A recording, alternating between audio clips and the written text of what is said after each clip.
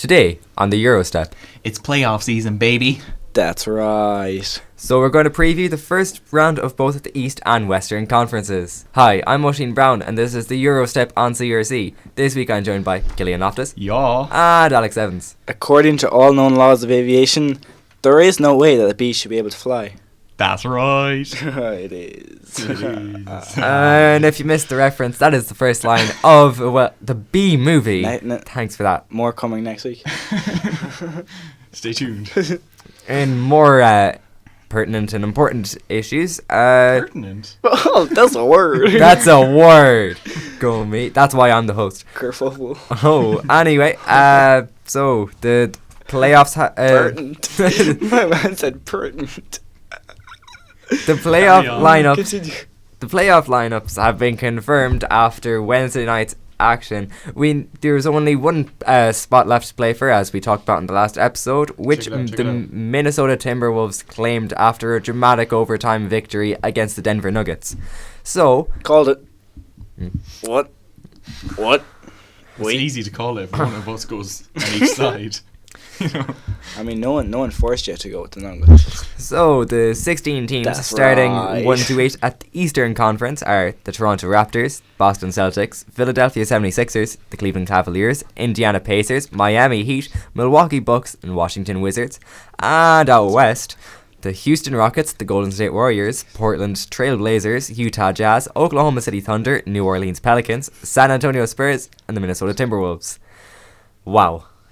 This is going to be. Stop. Just stop, Alex. Come on. So I think the general consensus is this is going to be an amazing playoff series. We'll start out East, and 1 versus 8 is the Raptors against the Washington Wizards. Alex, what do you think? Yeah, the 59-win Raptors against the 43-win Washington Wizards. I think it'll be a better matchup than most people expect.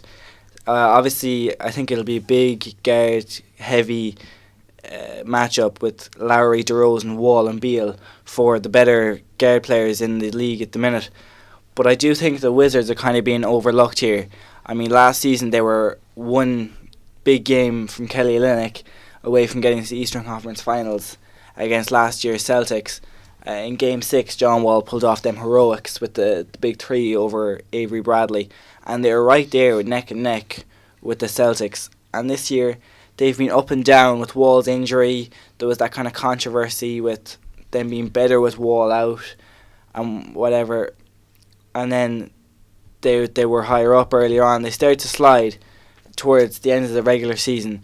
But I think if the playoffs come round and they get a real sense and they're really up against it, I think they can maybe bring it back to what they were last year or even earlier on in the season. It's that better Wizards team that we saw. But it is a good matchup for the Raptors. Obviously, the Raptors are looking to go deep this year. And I think the Wizards is a perfect challenge for them in the first round anyways. What you got? Raptors, Wizards, and... Raptors in 6. Oof. I got Raptors in 5. I think the Raptors, they'll pick one game where they're kind of jittery or off. And then there will be a game when Washington have a good game, or Wall or Beal or both even go off and just outshine Lowry and DeRozan. I think something worth noting about the Wizards as well is most of their kind of losses, and the reason why they're so low in the standings is because they lose so many games to the bad teams in the NBA, like the Orlando Magic, Phoenix Suns, etc., because they don't seem to take them seriously. But they always play well and put up a fight against the better teams like the Raptors and the Cavs, and I think they'll come out guns blazing. They've nothing to lose in these playoffs. I still have Raptors in 5 because, like you said, the Raptors are coming towards the end of their era. Kyle Lowry isn't getting any younger.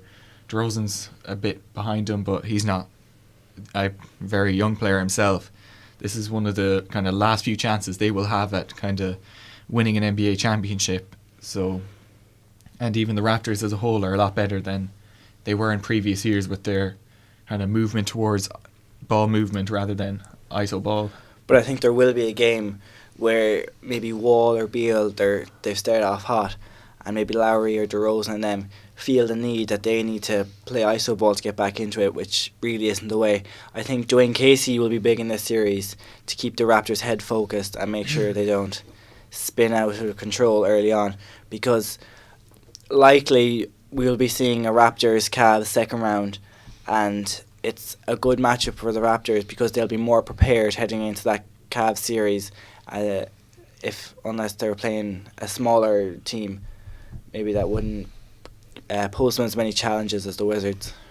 Yeah, it's a good matchup, as like Alex was saying. It's a good challenge. I think they're better off playing a team like the Wizards rather than maybe Milwaukee or Miami. You could argue that Washington might be better despite their lower seeding. Like you said, they were so close to making the conference finals last year. Maybe should have made the conference finals, but that's a debate for another episode. I think it will be a good matchup. Even if it only goes to 5 games, it can still be a competitive matchup, even if it doesn't go to 7. So you're saying Toronto in 5? 5. Raptors in 6. In the 6. In the 6. In the 6. That's right. Don't say it. How many Drake moments are we going to have? 3. 3. 3's a nice number. Every Toronto home game. So 4. Is it? 3. 3. I don't know about this one. I mean, Toronto, they're the number 1 seed in the Eastern Conference. You could argue that, if Kyrie Irving stayed fit, then they wouldn't be the number 1 seed. But, they're there, and rightly so, some would say. Washington, however, 8th seed. Don't underestimate this Washington team. Bradley Beal is an all-star now this season. John Wall has been an all-star for a few seasons, has his own signature shoe, which always indicates something. I'd probably still be inclined to go Raptors in 6, but don't be surprised if the Wizards pull off something special here. The next matchup is the Boston Celtics against the Milwaukee Bucks. So I'll start with you, Killian. As much as I hate to say it, for a 2v7 series, this will be a lot closer than it should be on paper, mainly because of the injury to the Celtics team and all that kind of stuff. I have Celtics in 7. I feel like I have to back my guys, even if it does look very unlikely. I think the Milwaukee Bucks have a massive advantage in this series because they have the star player who can step up in the clutch moments to get them a bucket.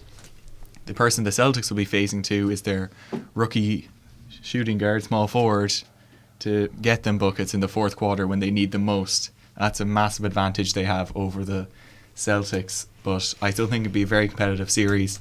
I think one of the most likely to go to 7 games, and I have to back my guys. Boston in 4 or 7. Boston in 7. Alex. Boston in 4. Boston get 4 wins. Boston in 7. Yeah, I think a lot of people going into the series are completely writing the Celtics off. It's a 2v7. The Celtics with 55 wins, the Bucks are 44. I think people are looking at like the Bucks are the 2 seed, the Celtics are 7, and maybe the Bucks have about 60 wins compared to the Celtics. But the injury-riddled Celtics, really, can they put up a fight? I think they're very hungry to prove. I think Marcus Morris is kind of leading that, saying that people are doubting us. They have nothing to lose with the likes of Tatum and Brown coming in. I think they can steal a couple of games, but if we've seen before, they were in a close one with Milwaukee with this current injury-riddled team they have. I believe Milwaukee pulled that one out, and they needed it. So I feel like they're going to give it their best shot at Boston, but I don't think it'll be enough. Maybe to steal a couple of games, but it won't be enough in total. My prediction is Bucks in 6, but I definitely think Stevens can coach the Celtics to a win or 2. It's crazy how you can talk about, I'm not trying to attack what you're saying or anything, but it's crazy how you can talk about a 2 seed stealing games from a 7 seed and it actually sounds realistic. It's absolutely crazy. The only other logical explanation would be as if a LeBron team was the 7th, against the 2nd. That's the only way, I suppose, other than a team with such serious injury issues as Boston have had, that the lower seed actually look like the favourites. But I think Boston could probably, Out of the teams they could have faced going into the last couple of games, it was Miami, Milwaukee, and Washington. I think this is the best draw that Boston could have got, Yeah, I because think so. obviously Washington have the history with Boston over the last couple of seasons, and then Miami have had the upper hand over Boston in the last few games that they've played against each other. But, with Milwaukee, obviously they have one of the best players in the league in Giannis Antetokounmpo, and then they've Jabari Parker back, they've Eric Bledsoe, and they've Chris Middleton. It's not a bad team by any stretch. And I have here as well, I forgot to mention, I think the Bucks are really looking to prove themselves this year as well. I think Giannis, he's been up there, started the year, who's an MVP conversation, but he's like one of these guys who's done nothing in the playoffs. And I think not only they'll try and prove themselves, but prove to other players and other teams, and even impending free agents. Because I don't think free agents look at Milwaukee and think that's an exciting place to go. LeBron to Milwaukee. But if they can, dispose of the Celtics quickly, make a good run to second round, I mean, that bottom bracket or so in the Eastern Conference, you'll avoid either Toronto or Cleveland until the Eastern Conference Finals. So you don't know who's going to come out of that bottom kind of bracket in the East. And if the Bucks do it, it'll make them look like a really attractive place to go this offseason. Yeah, I mean, obviously when you look at playoff success, that's a big factor. I suppose on paper, the players there are very good, but at the end of the day, having good players doesn't mean much at all if you're not going anywhere. Obviously, just as an example, the Los Angeles Clippers, they had Chris Paul, Blake Griffin, DeAndre Jordan, Jamal Crawford was sixth man of the year as well, but they couldn't get past the second round. Like, if they wanted to sign a big free agent now, they probably wouldn't have, but if that's what they were looking to do, they wouldn't have. I doubt they'd have gotten anyone big, simply because they had that, I suppose, mental block there, and it's a hard one. But so just to clarify, Killian's going Boston in 7, and Alex is going Milwaukee in 6. And I don't know, like Bucks in 7. See, I'll let you have your little parade if Boston win. And How can we sleep when they're sleeping on us? See, but the thing is that the Bucks match up well against the Celtics. The fully healthy, well, I say fully healthy, that's what Kyrie Irving. When Terry Rozier is healthy, fully Marcus healthy. Smart and the boys. And they're still 2-2 this year. Like, a lot of these Eastern Conference teams are close and tight like that, but the Bucks and Celtics, they've been kind of going at it, and they've had a lot of close games. So now, take away Kyrie, we don't know how Marcus Smart is going to be, and all their other injuries with Tejas out like that. So, and Milwaukee are going in with a pretty fresh team, pretty healthy team. So I think Milwaukee will definitely get the upper hand on Boston. Okay, the next matchup, the Philadelphia 76ers against the Miami Heat. Alex? Yeah, I think this will be one of the more not to be biased here. I think this will be one of the more exciting first round matchups in all of the playoffs nearly. Both teams are definitely trying to prove themselves without question. These teams have history, especially with this ongoing Whiteside and Embiid beef that they have, and both centers always come out and have big games when they play each other. They're 2-2 this year. They've been pretty close throughout the whole season, except when Philadelphia came out and had that big streak during the end of the season. So they're going to come into this pretty hot. But as well, I think it'll be so close because road wins are going to be key, because the Wells Fargo up in Philadelphia has known to get loud, and they're going to back this Philly team because it's been a long couple of years for the boys up in Philadelphia. And we've seen recently how difficult it is to go get wins in the AAA down in South Beach. It's a hard place to go, and that'll get loud as well, especially during playoffs. There's little experience on either side. I think Dwayne Wade might be a key factor, showing his experience, not even on the court but off the court, mentoring players, showing them. So, and coaches, I think both coaches will be pivotal in the series. With Brett Brown, to keep his young guys focused and stick to their plan, because their plan has obviously worked for the last 16 games or so. And Spoelstra, to adjust his plethora of role players, make sure they're in the right defensive strategies and lineups to go up against the Sixers team to slow them down. Just before you make your final predictions, Joel Embiid has just been announced he will not play in the first game. Yeah, we knew that before.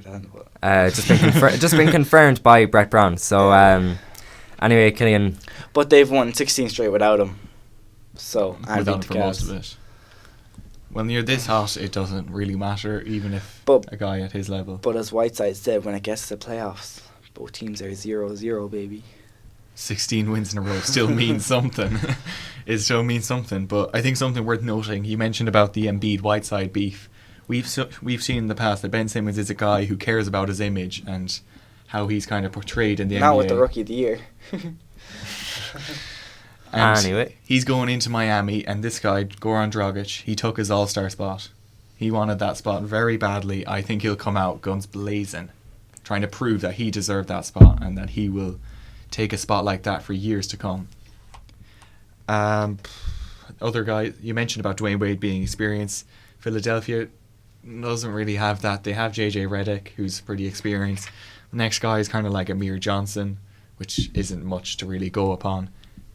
I think Sixers in 6 is what I have here. I think it will be one of the more exciting series in the entire playoffs, in the first round anyway. And it'll be close, it'll be going back and forth. It'll be fun to watch, but Sixers in 6. And I think as well, especially on this streak, teams have had a tough time slowing down Simmons. It's fair to say he's been playing well as of late. But the Heat have James Johnson, who's similar enough body type to Simmons. He'll be physical with him. And they have Justice Winslow, who in his third year has really proven himself and come out as a fantastic defensive player. They even have the likes of Richardson, who has shown he can do work, maybe not on Simmons the whole time.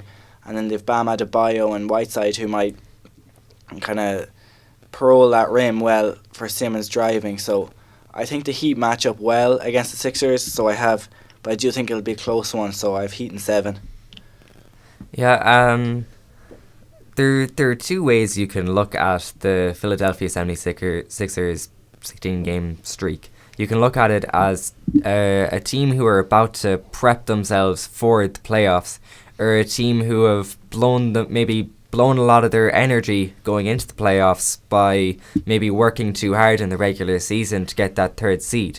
Now, I don't know which one of those it'll actually turn out to be, but we've seen now is obviously much more of a full regular season stretch when the Warriors they focused on getting that record 73-9, but it's hard to judge what effect that will have. They'll have a mental boost, but physically they could be drained. And I suppose trying to look at it as a positive point for the Miami Heat, a lot of the losses that they've had this season, they came from, so I suppose it's the same as the Washington Wizards, where they just lost focus against smaller teams. I believe we have 2 losses against the Nets, 2 against the Knicks. The only bottom team that we match up well against, I think, is the Hawks. A lot of other teams is just... And not even tight games losing to these lower teams. Getting blown out by the likes of the Nets and the Knicks happens far too often for Miami. Makes me happy. But it's a good thing that these teams aren't in the playoffs. Yeah, I feel like we'll see the best Miami Heat that these players can bring in the playoffs in the first round, because it's not as if this is like a foregone conclusion that they'll win or they'll be beaten. This is a series that they can play for and can win. Obviously, they are big underdogs just because of the Sixers' recent form. In the second half of the season, they've been so improved in comparison to the first half. It's not as if they were playing bad basketball, they just didn't know how to close out games.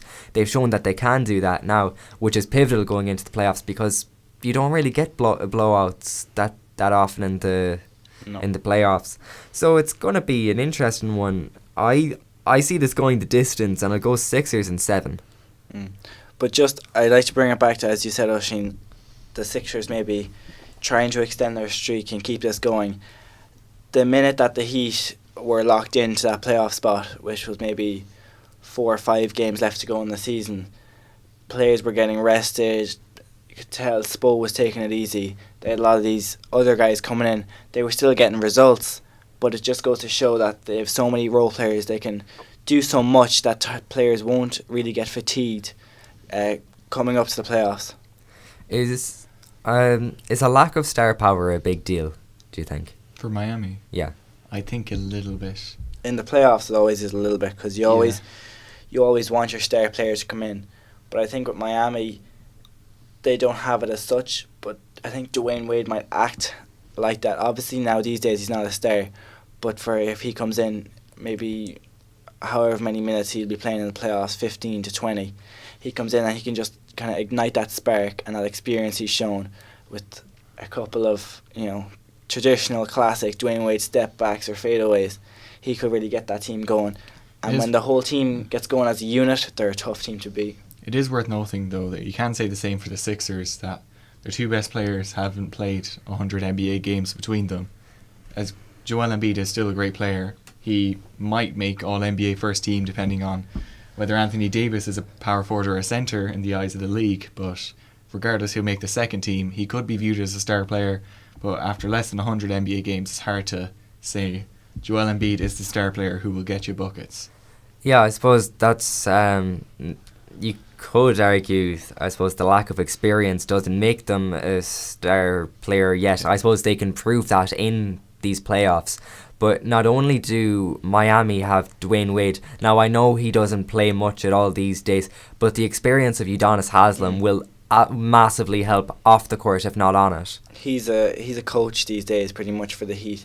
He gets very limited minutes. He had that big highlight this season where he hit the free throw to prevent the Hawks getting their free Chick-fil-A. That's about all. That was kind of sad. It was so fun though.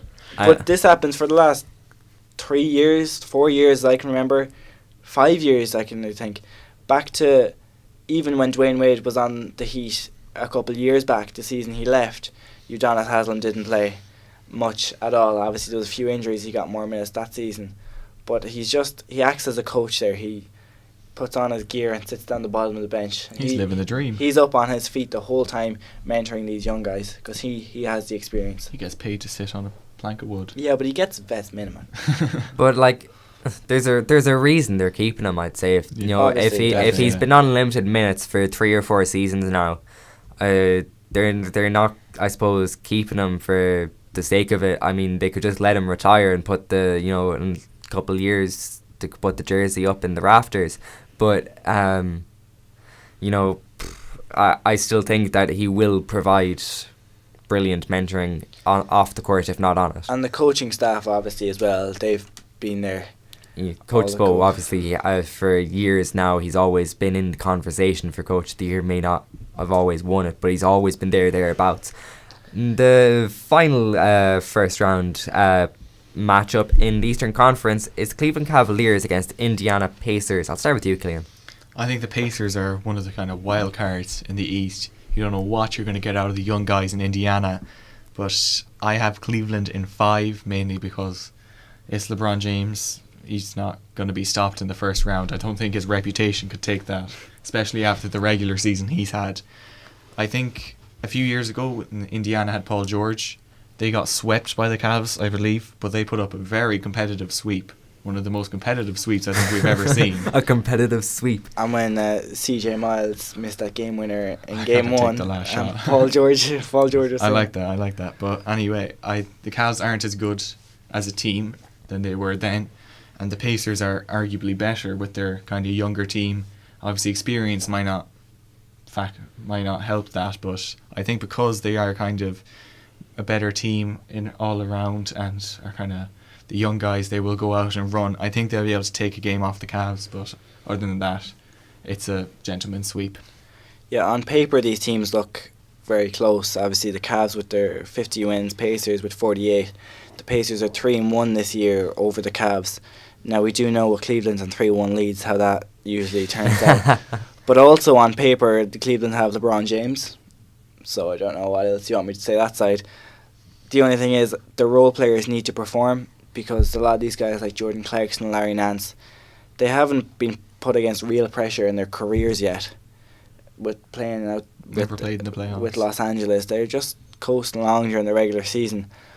But still, like, I nearly expect LeBron to nearly average 35 points. Triple-double. But I think Oladipo might show out and do the same thing almost.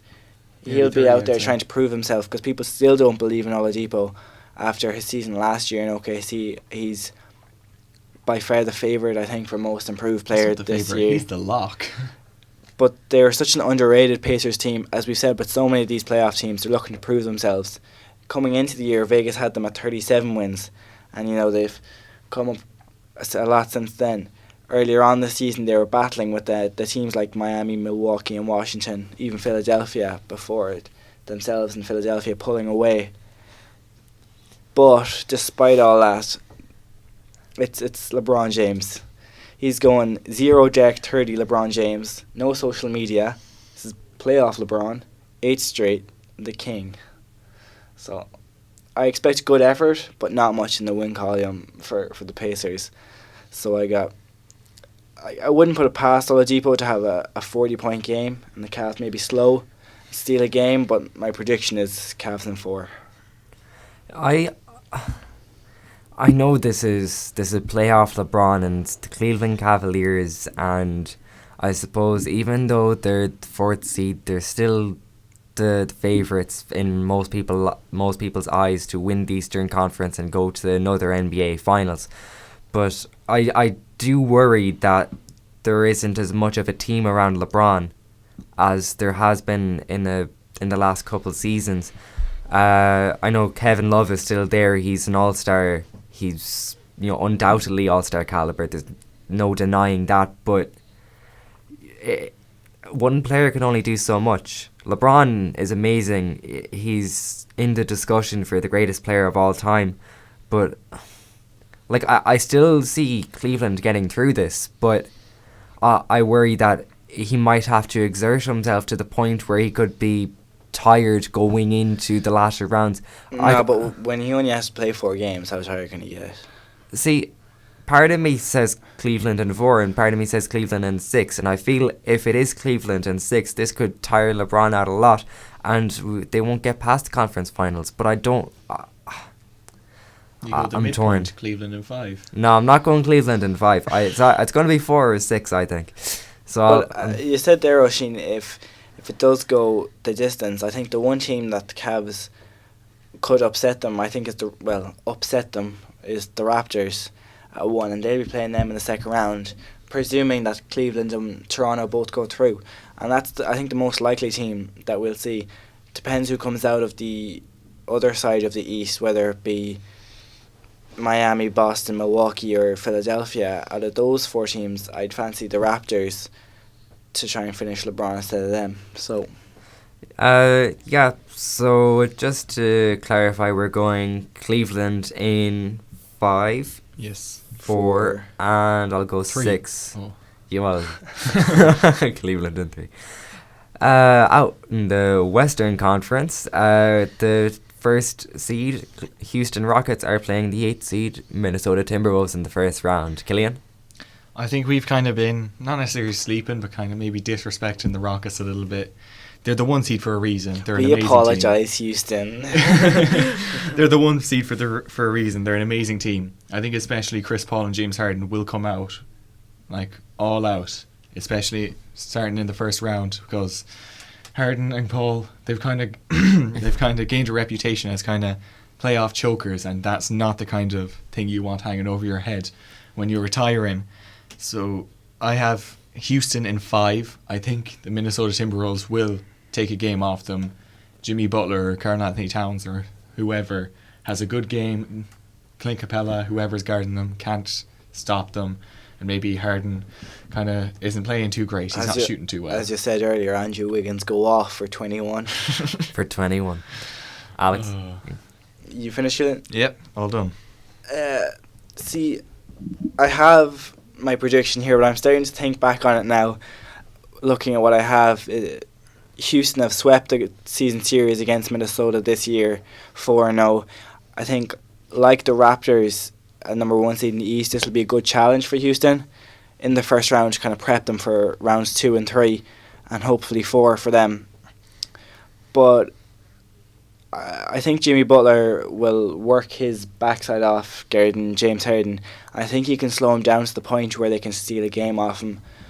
But not even slow him down, just keep him quiet even for a half. If you can slow James Harden down for one half, that whole Houston production kind of comes backwards. I think Towns and Capella down low will be an interesting matchup. That they're both good centers, but their play styles are very different. Towns is more offense focused, the defensive beast. So I think that'll be an exciting matchup and a fun one to watch. But it's hard to foresee what's going to happen there down low.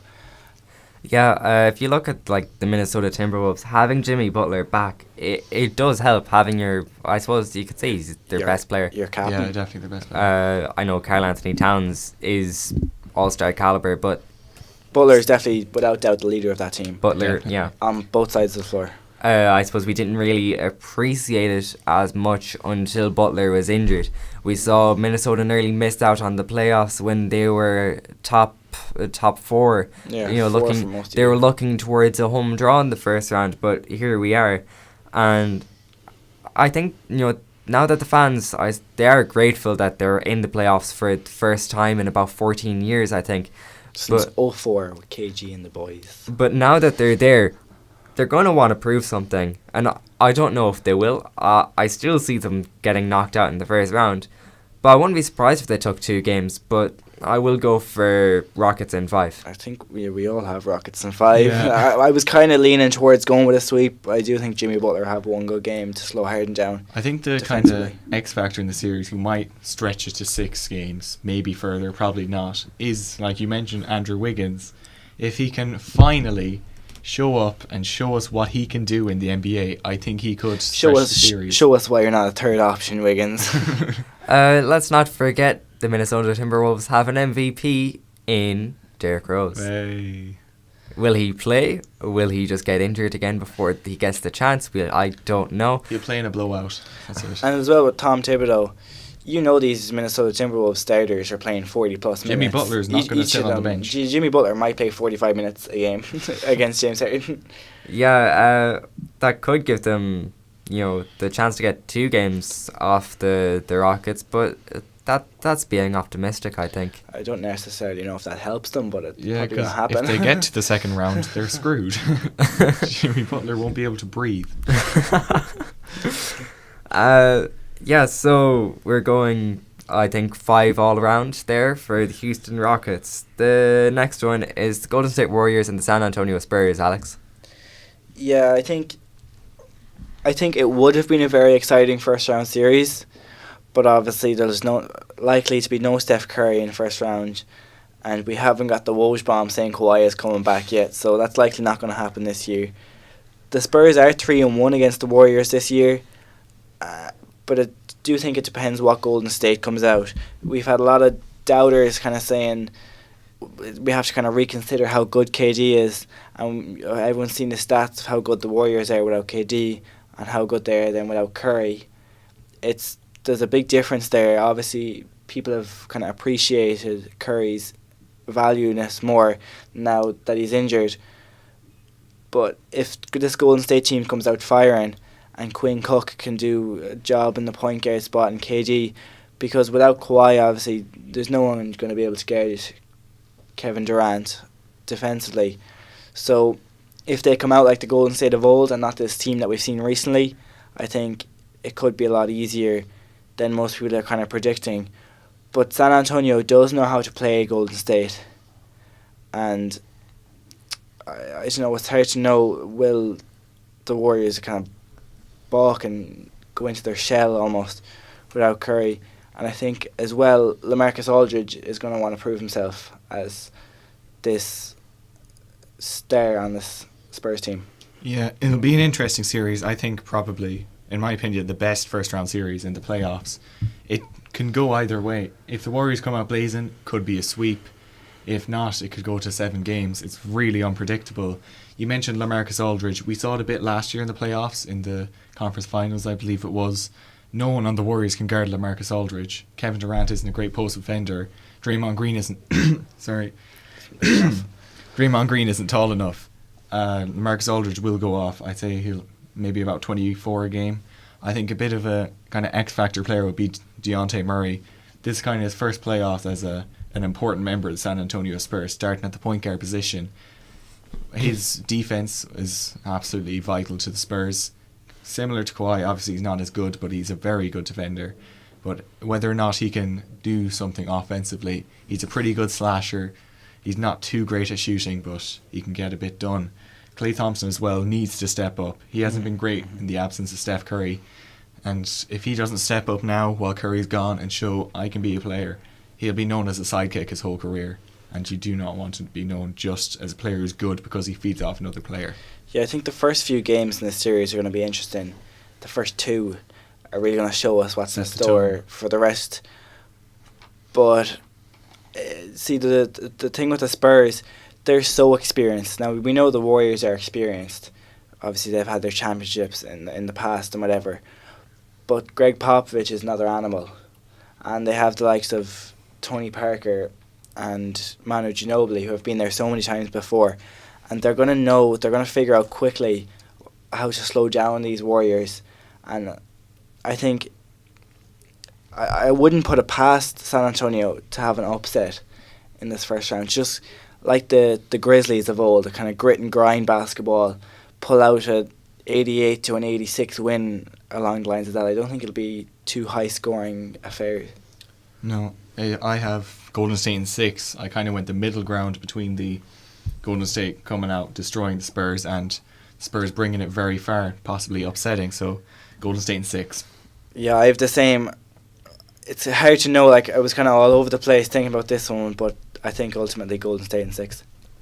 I was gonna say Golden State in 6, but we can't all say Golden State in 6, especially considering after the Houston exactly. So, do I go 5 or 7 or? I'll go 5. You know, I can see this Warriors team making a statement. I know they've been not the same without Steph Curry in their team, but you know, this is the playoffs, and we see the big players, i.e. Durant, Thompson, Green, go off in the playoffs. This is what they aim for, and I think they have to prove themselves without Steph Curry. We look at them as arguably the greatest team of all time, but if I think we look at them as we maybe look at the team as a little bit less and Steph Curry is a little bit more. Maybe we'd say KD is a little bit lower in the all-time greats. And maybe it's more like the Warriors with Curry are the greatest team of all time, but without him, the Warriors are a good team, and Steph Curry is the greatest player of all time. Maybe not the greatest player of all time, but he'd have to be. I think we might appreciate him maybe 10, 15 years after he's gone from the league, just how good he actually is. But Quinn Cook, he's proven us all, you know, I suppose wrong. I suppose we didn't really think about him too much because he was in the G League, who wasn't really on their bench.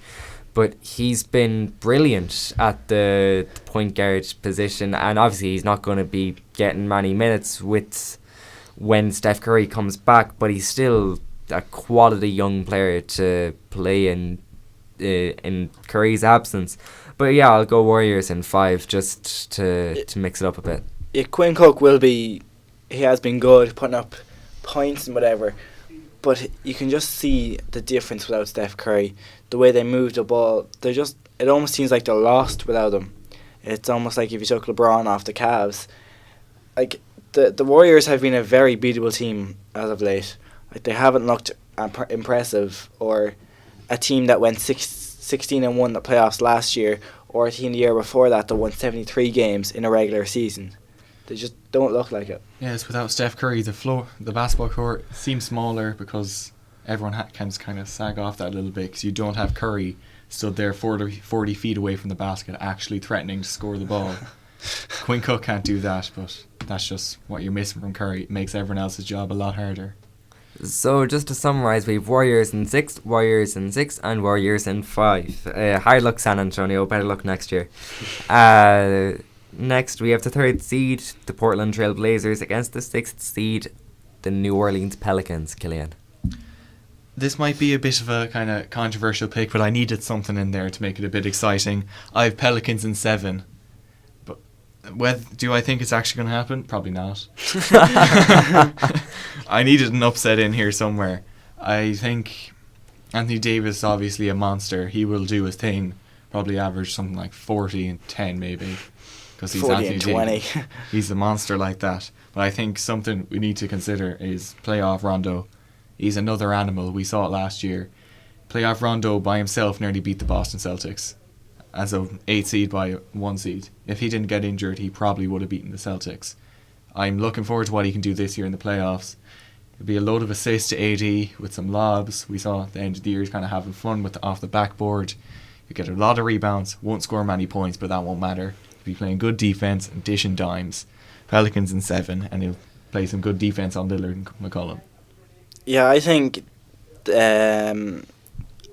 this and the Heat Sixers series will be the 2 most exciting in the first round. There's so much going on in the series. Like the Damian Lillard, it could be Dame time again. He's going to try and come out and prove himself so much, because he's really come on this year as a full season as a whole, not just after the All-Star break. He's going to come out and show out himself. AD is going to again prove himself, and I think he's going to play like the stretch he did maybe that week or 2 after when Boogie went down and everyone expected the Pelicans to go down with him, and AD came out and had them ridiculous numbers. We talked about it on the show, and he was just putting up 45 and high 30s every single night in, night out. But I think Rondo and Drew Holiday, as Killian said, will be able to slow Lillard down a couple of games. But I don't think AD can really be stopped by Yusuf Nurkic. I think CJ McCollum is going to be the X factor if he shows up for Portland. I don't think they'll have a problem disposing if he and Lillard are both playing well, like they have done before. Because if McCollum isn't playing well and Lillard is, they'll just focus on Lillard, take him out the game, and McCollum will have no choice but to get hot. But we know Anthony Davis is going to show up and play his heart out every night. But I still don't think it'll be enough when I have Portland. Blazers in 6. This, for me, is the hardest first round matchup in either conference to predict. Obviously, with the Blazers, you have Lillard, McCollum, Nurkic. It's a good team. But then, the Pelicans, you have the Brow. You have Anthony Davis, monster. Playoff Rondo. And playoff Rondo, you have Drew Holiday there. It's a good team. It's not a bad team, but Anthony Davis is just an absolute monster. And there's no one really in the league who I think can defend him. He's just that good. And he plays good defense too. The league in blocks. He's scary. And he's been waiting for the chance to do something serious in the playoffs. He didn't get to do that last year. I believe they were playing the Warriors. And in 2015. And in 2015. So, that's unfortunate. But now he has a bit of a better team around him, and he's playing. It's still good, but not the same level. It's not the Warriors. It's not the Warriors. And I know Dame Lillard, we're probably sleeping on him in the first half of the season. Obviously now we all acknowledge that he is the caliber that, some people were already saying that he was. Easy top 5 point guard. Top 5 point Just guard. you're saying now about the Warriors. I don't think the Pelicans would have been too upset with drawing the Warriors this year. No.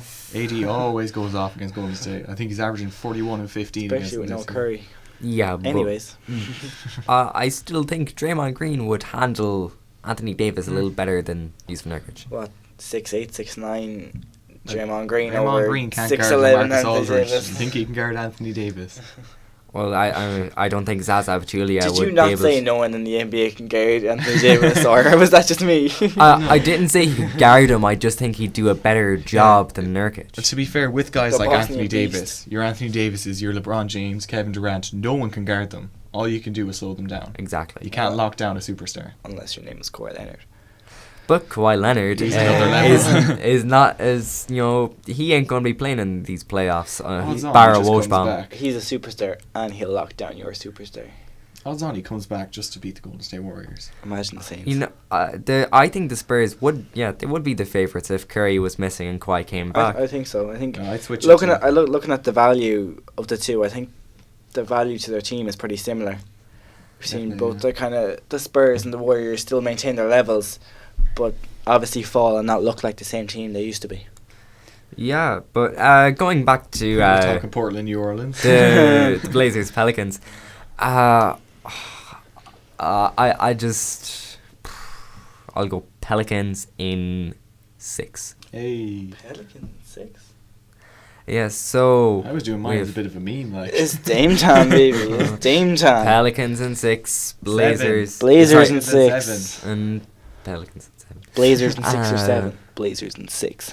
Hey. And finally, the Utah Jazz and the Oklahoma City Thunder, 4 and 5. Alex.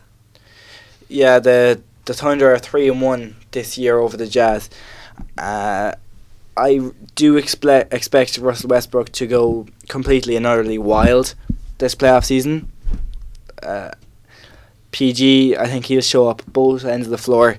If Mitchell starts to get hot for Utah, PG can do a job on him, and we need Melo to show up as well. Playoff Carmelo Anthony needs to just put up Needs to become a thing. at least 16 to 22 points pretty efficiently. Would be not even 15 to 20. Any what efficiently would be good for Melo from what he's shown, but you can't bank on him showing up. Obviously, I think Gobert and Adams will be a key matchup. Whoever gets the better of that might steal a couple of games. But the talent wise on the other rosters, I think Utah are so inexperienced, and they are hungry obviously with Mitchell. But I think as your rookie leading this team, I can't see them winning more than one game, so I have Oklahoma in 5. I needed a sweep on my bracket, and this is it. OKC in 4. Nothing on Utah, but like you said, I think Russell Westbrook will come out and be a monster. Might have the first 20-20-20 game we've ever seen. Probably not, but Paul George as well will come out. This is kind of the first time in 4 or so years that he's been on a properly good team who might make some noise in the playoffs. Like when he was back on the Pacers, who made the conference finals and took the Heat to 7, I believe. I believe. Not a good day for me. Like you said, Carmelo Anthony is kind of the X-Factor player. If he shows up, sweep. If not, maybe 5 or 6. Steven Adams, Gobert battle, like you mentioned, it will be good. They're both kind of good defensive centers. Whether who will do the better job is a good thing. Ricky Rubio will be a good, interesting player to see in this playoffs. Has he ever played in the playoffs before? Don't think so. He played his whole career in Minnesota before now. So I believe this is his first taste of playoff basketball. Be interesting to see how he reacts to it and how he plays going up against Russell Westbrook. But I'd like to say as well, defensively, Utah are a pretty good team defense, I believe. Mm. But individually, in their one-on-one matchups, Ricky Rubio against Russell Westbrook, I know who that favours. Joe Ingles against Paul George, I know who that favours. Just there's a few matchups across the board. Terrence Ferguson versus Donovan Mitchell, we know how that goes. I just don't think the Jazz are going to have enough on the board to get any more, but I think there will be one game when Mitchell goes out there to prove himself. It's a 40-piece down on them. Well, speaking of, I know who that favours. Derek Favors plays for the Utah Jazz. Hey. That's right. That's right. I actually, during one of them there, I thought of a really good pun. I was like, and Oladipo led the NBA in steals, so he might come out and steal a game off the Cavs. But has he ever stolen a pair of Louis Vuitton glasses? No. The greatest stealer of all time. Oh. He had more steals in China than they did for UCLA. I think we underestimate this Utah Jazz team. Yeah, I'm probably sleeping a lot, I'm not going to lie. I needed a sweep. They're obviously, I don't know if a 4 seed will sweep a 5 seed. That's why it was interesting. Realistically, it is going to be an interesting one, I think, to watch. like the Spurs Warriors, it could come down to the first few games, see what we're really going to get. But throughout the season, this OKC team has been said that once playoff time comes around, they're going to really come alive and they're going to kind of move into another gear altogether. But I know first couple of games they could be rusty. They might not show that. They might play the same old regular season ball that they have, which doesn't blow you away, considering what the so-called talent they have on their roster. This Utah Jazz team with Rudy Gobert, they're an entirely different team. We've seen the impact that he has on the team defensively. If I think Rudy Gobert would be the defensive player of the year had he played more of the season, but and he's still a candidate now. But I don't think you can give it to someone who's played 30 odd games. But at the end of the day, Oklahoma have Russell Westbrook, and people could call him a stat padder. They can call him this and that. He is still phenomenal, and he averaged a triple-double 2 seasons in a row. How are you going to say? He's a stat padder. He came out and said if you can go out there and get 15 rebounds a night, why wouldn't you? That's a good point. And really, I think people looking at it, whatever, I think it really kind of helps the Thunder, because on their fast break, we know of his quickness and his speed. He'd get the ball into his hands off the rebound and go. If Adams were to get a rebound, he's just going to pass to Westbrook, and then Westbrook's going to go. So I think if Westbrook gets it, speeds up the offense. Speed up the offense, he can go. The only thing that could stop Oklahoma is the possibility of Westbrook having fatigue, because we all know he goes 110% in every game. He doesn't rest himself. He always wants to do his best, even when you're blowing teams out. That's just the way he is, and I suppose it's nice to watch, but it could have an effect on him going into the playoffs. But I still fancy the Thunder to win, but it could go to 6 or 7, I think. No, it's a sweep. What's your prediction? I've had a few 6s. I'll go Oklahoma in 7. So we have Oklahoma in 4. Sweep. Oklahoma in 5. and Oklahoma in 7. That's right. Indeed. So will we briefly talk about the rest of the playoffs? We rush through it. Rush through it. Rush through. We'll just LeBron through the East. A healthy Golden State in the West. I'd quickly like to bring up the question: who is going to be the MVP of, say, the East and the West, just in the first round, based on your predictions? Terry Rozier. Nah. It's a tough one. Look at all the teams, like Ben Simmons. He's my guy. Have to go for it. Average a triple-double in the first round. And in the West, I'll go Rajon Rondo. Average another triple-double. Well, he might miss out on the points. But we've a few minutes to play with. How about we take it matchup by matchup? Sure. Okay. There's only about 8 matchups. Yeah, we can do that. Just go quickly. Raptors, Wizards. I think with the heavy guard play, it'll be a guard. But I think DeRozan will do his thing. But I think this is the year Lowry really kind of shows up, because Wall most likely will take DeRozan, so Lowry will be on Beal. And Beal, he's an okay defender, but he's not like John Wall. I think this is the season where Lowry really shows up in the playoffs, and in the first round he's going to prove himself. So yeah. Lowry for the Raptors. Killian? I'd nearly say Beal for the Wizards. He has made the step to be an All-Star this year. We've been saying it for a long time. To Beal an All-Star. No. Stop. We've been saying it a while, alright, he's going to be the new All-Star this year, the guy who hasn't made the All-Star game before, and this is the year that he finally has made the All-Star game. Like you said, DeRozan might be guarding him. He is a bit taller than Bradley Beal, so he'll have that advantage. But Beal is an amazing offensive player. 3-point shooting, step backs, mid-range, he has it all on offense. I think he'll be the kind of MVP for the Wizards. He's shown how good he is in the absence of John Wall the last kind of while. But like I said, he'll be the kind of MVP of the Wizards, MVP of the series. I'm gonna go for one that's a bit out there Marcin for Gortat. a bit of fun. Jonas Valanciunas. Fred VanVleet. OG Anunoby. No. Well, he's a solid player, but Fred VanVleet, he's a contender for 6th man of the year, and I know at the playoffs we do see more of the star players, but having the impact of himself on the bench, it's something good to have. Celtics Bucks. And quickly as well with the with the Raptors Wizards, it'll be a good backup point guard matchup with Van Vliet and Satoransky, because Satoransky played well in the absence of John Wall, kind of kept them going until they slid. So I think that'll be a good matchup. Even Ty Lawson. Did the Wizards sign Ty Lawson? Yeah, for the playoffs. I get some minutes. He was an all-star back in the day. But Celtics Bucks, I can't see anyone else but Giannis being the MVP of this series. I think he's going to really come out and prove himself. He'll have other guys around him playing well, but not to an MVP level, more of a kind of X-factor guys. I think Giannis will be the most important and most valuable player in the series. I've Boston win the series. The MVP has to come from Boston, and it's going to be Jason Tatum. I would have said Al Horford. No, he's going to show everyone why he's the best rookie in the 2017 draft. Whoa. Be a true rookie.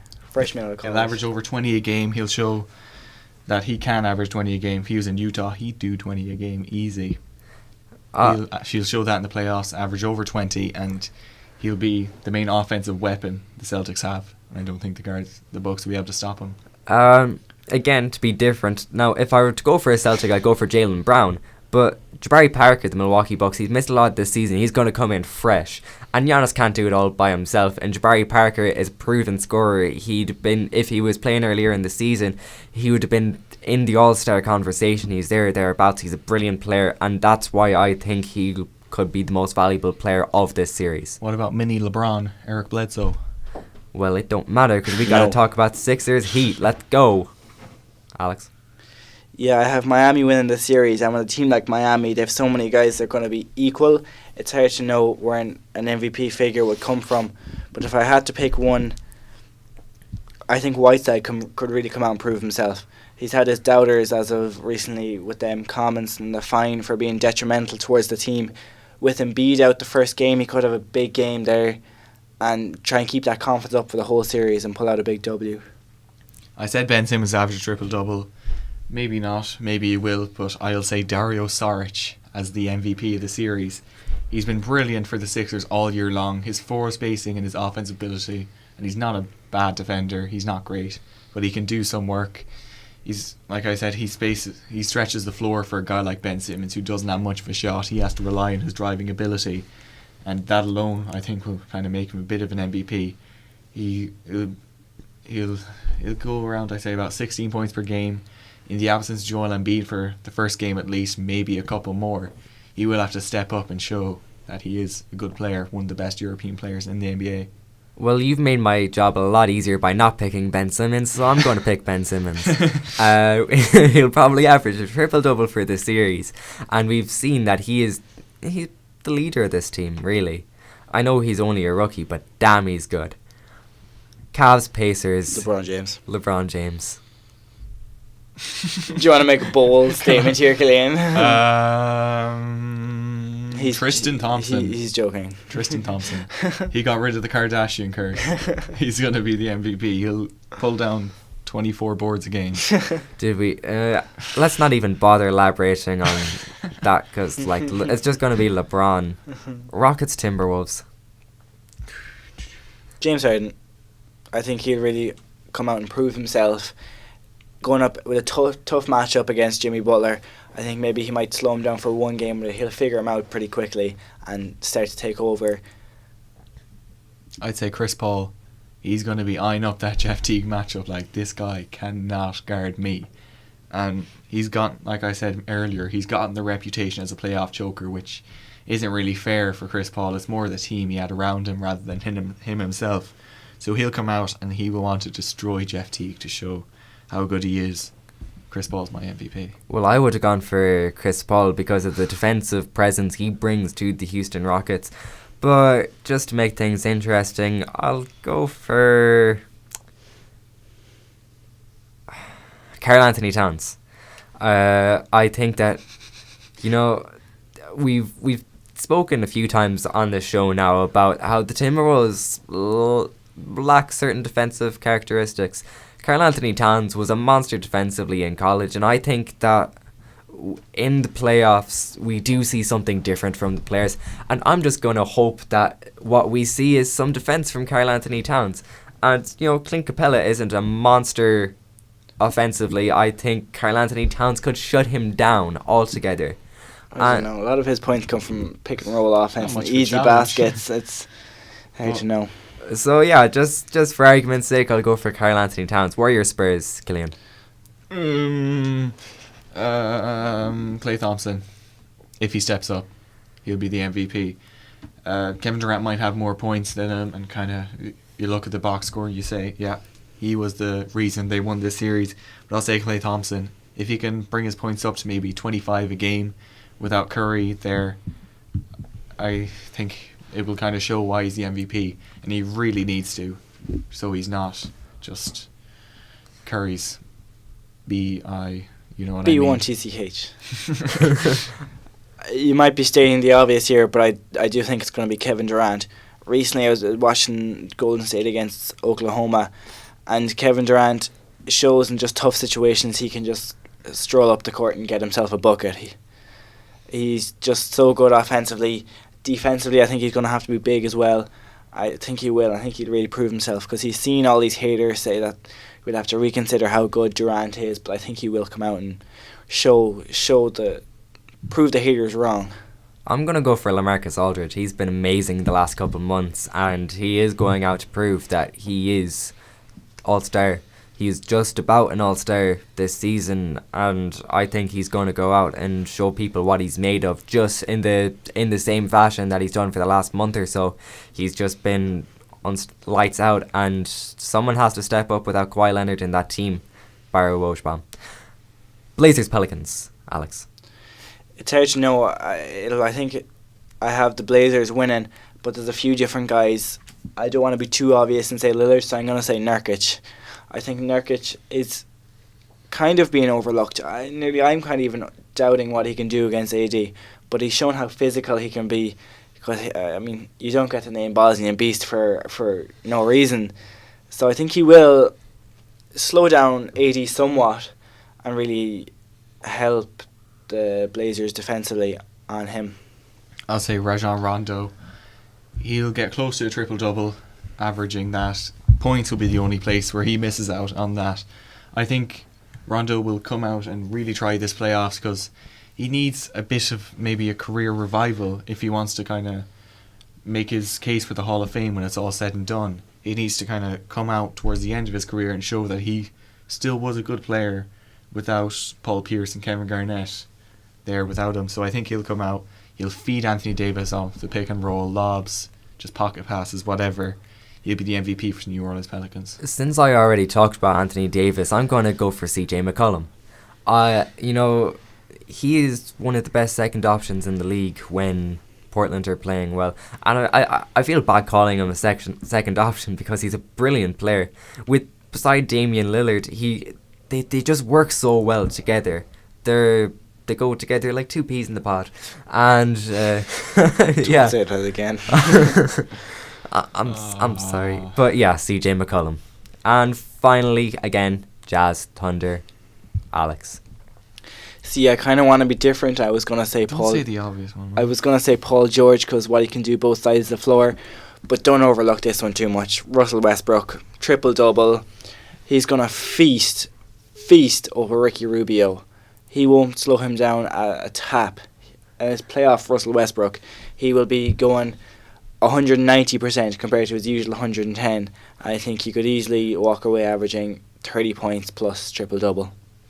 I'll go Paul George, seeing as you didn't want to say him.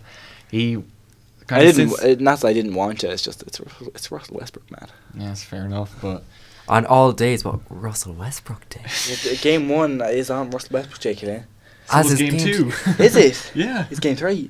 Yes. And 4. Stop. Stop it. There's no games after that because it's a sweep. Anyway, Paul George, since the All-Star break, he was kind of shooting terribly. Maybe it had a bit of a mental effect on him, but he's kind of been lighting it up recently. kind of maybe getting ready for the playoffs. But one thing, he has made a massive case for Defensive Player of the Year this year, and he might maybe kind of solidify that case in the playoffs. I know it's meant to be a regular season award, but I don't know when the voting takes place, so whether or not he has a few good defensive games against the Jazz, that might affect it. But especially locking down Mitchell. yeah, if he locks down Mitchell, well, you can't say it's a true rookie that he's locking down.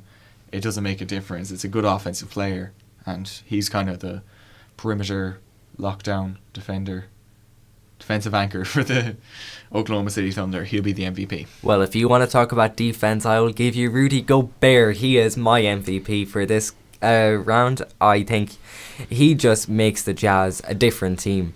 And we've seen, as I've said earlier, we've seen what they're like with and without him. He's that good.